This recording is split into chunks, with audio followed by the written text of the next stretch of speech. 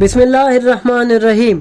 امام مہدی علیہ السلام کا دور حکومت ایک ایسا غیر معمولی زمانہ ہوگا جس میں انسانوں کے ساتھ ساتھ جانور بھی ایسے کمالات کا مظاہرہ کریں گے کہ عقلیں حیران رہ جائیں گی۔ وہ وقت دور نہیں جب درندے، پرندے، رینگنے والے جانور اور انسان نہ صرف ایک جگہ جمع ہوں گے بلکہ بغیر کسی خوف کے ایک دوسرے سے بات بھی کر سکیں گے۔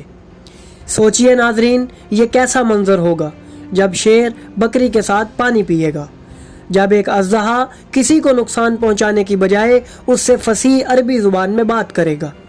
ناظرین، جانوروں کا کلام کرنا بظاہر ایک معجزہ لگتا ہے، لیکن اگر ہم موجودہ ٹیکنالوجی کی سمت کو دیکھیں جیسے آرٹیفیشل انٹیلیجنس اور بائیو کمیونیکیشن ریسرچ وغیرہ، تو یہ سمجھنا مشکل نہیں کہ آنے والے دور میں اللہ کے اذن سے وہ پردے اٹھ سکتے ہیں جو آج ہمیں حیوانات کی زبان سمجھنے سے روکتے ہیں۔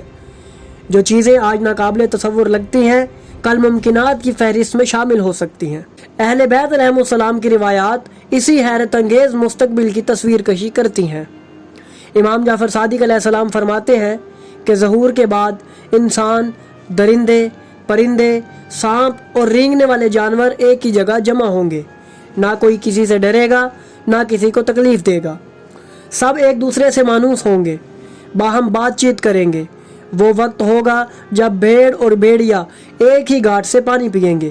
تو ناظرین، اسی دوران انسانی زندگی بھی غیر معمولی برکتوں سے بھرپور ہوگی۔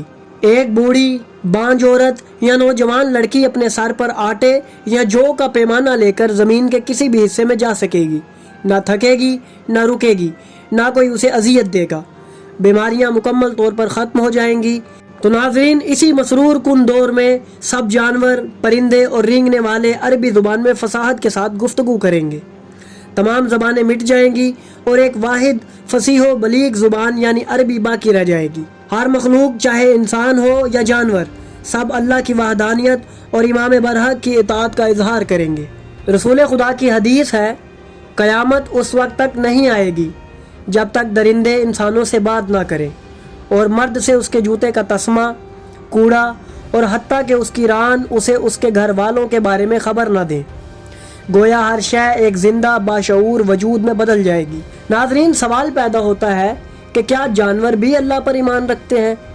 امام جعفر صادق علیہ السلام نے اپنے شاگرد جابر بن حیان سے فرمایا، اے جابر، کیا تم یہ گمان کرتے ہو کہ اللہ نے ان جانوروں کے ساتھ کوئی معاملہ نہیں رکھا؟ بلکہ حقیقت یہ ہے کہ یہ بھی اللہ پر ایمان رکھتے ہیں۔ اگر ان کا خدا پر ایمان نہ ہوتا تو ان میں منظم اور مناسب زندگی کا شعور کہاں سے آتا؟ ناظرین، اب آئیے زرعی برکتوں کی طرف۔ اس دور میں زراعت ایسی برکت سے بھر جائے گی کہ ایک آدمی گندم یا جو کا ایک پیمانہ لے کر بغیر ہل چلائے زمین پر ڈالے گا اور وہ 700 گنا پیداوار دے گا۔ جانور صرف بوجھ ڈھونڈنے یا گوشت دینے والے نہیں ہوں گے بلکہ تربیت یافتہ ساتھی، مددگار اور قابل اعتماد ہمراہ ہوں گے۔ انسان ان سے کہے گا کہ فلاں جگہ چرنے جاؤ، فلاں وقت واپس آؤ، اور وہ ٹھیک اسی وقت حاضر ہو جائیں گے۔ وہ کھیتوں کے بیچ سے گزریں گے مگر ایک خوشہ نہ کھائیں گے۔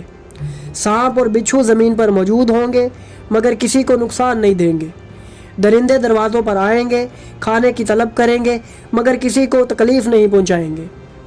یہ سب احادیث ہمیں بتاتی ہیں کہ امام مہدی علیہ السلام کے ظہور کے بعد ایک ایسا دور آئے گا جس میں انسان، جانور، حتیٰ کہ ہر مخلوق اس کائنات میں ایک منظم زندگی گزارے گی۔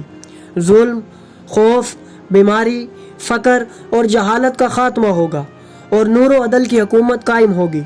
تو ناظرین، اگر آپ کو ہماری یہ کاوش پسند آئی تو ہماری ویڈیو کو لائک کریں، ہمارے چینل کو سبسکرائب کریں اور بیل آئیکن کو بھی دبا دیں تاکہ آپ کو ہماری آنے والی مزید ویڈیوز ملتی رہیں اور آپ علم سے مستفید ہوتے رہیں۔